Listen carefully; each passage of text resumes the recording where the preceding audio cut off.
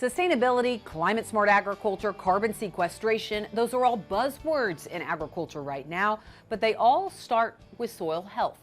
Michelle Rook looks at how farmers can get started. Mother Nature always wins, and farmer and agronomist Mitch Hoare is helping other farmers find success by taking her cues when it comes to applying the principles of soil health on their land. Just keep that in mind, that we're trying to get the outcome of healthier soil, more resilient soil, and we got to do that by minimizing disturbance, chemical and physical, keep armor on the soil, keep a living root as much as we can, get as much diversity into the system as possible, maybe integrate livestock back out onto the land, and most importantly, do this all in the context of your farm. To flip your farm's soil, Hoare recommends approaching soil health offensively. Cover crops and no-till have been branded wrong. They've been branded as defensive management tools, defense against erosion, defense against water quality problems, but really to actually make these systems work, that cover crop is my offensive tool. It's my nutrient stabilizer, it's my herbicide program, it's my moisture management program, it's my soil building program, it's my resiliency program, so many offensive things.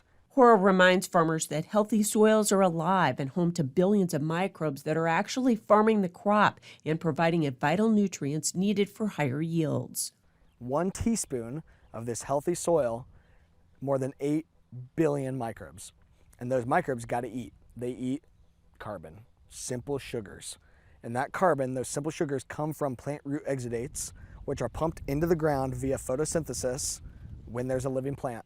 However, with the growing season spanning only a few months, crops don't grow long enough to build adequate levels of carbon in the soil. It's not very much food to feed those microbes for the off season, and a lot of them die out. And we're not able to build up those communities and get the benefit back to us. That benefit being nutrient cycling, water management, building aggregate structure, building up that ability for water holding capacity, storing stable carbon, building organic matter. Hoare says that's where cover crops come in. The key is you got to feed the system. And Mother Nature's way of feeding the system is living roots. That's why when there's not living roots, she puts weeds out here. And microbial communities only build over time. So once built, Hoare says Mother Nature requires armor to protect that resource via a no-till system. But that's also why we can't just disturb them then.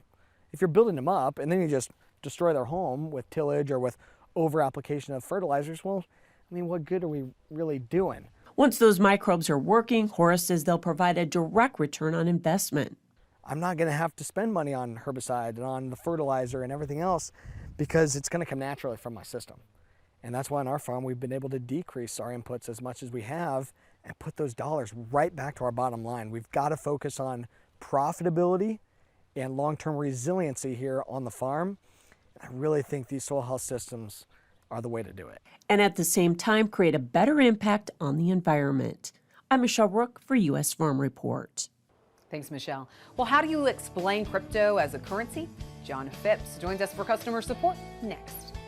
A problematic guide to cryptocurrency. U.S. Farm Report is brought to you by Nutrient Economics. From general inquiries to in-depth fertilizer questions, Economics is your go-to source for all your farming questions. Find your answers at nutrient-economics.com.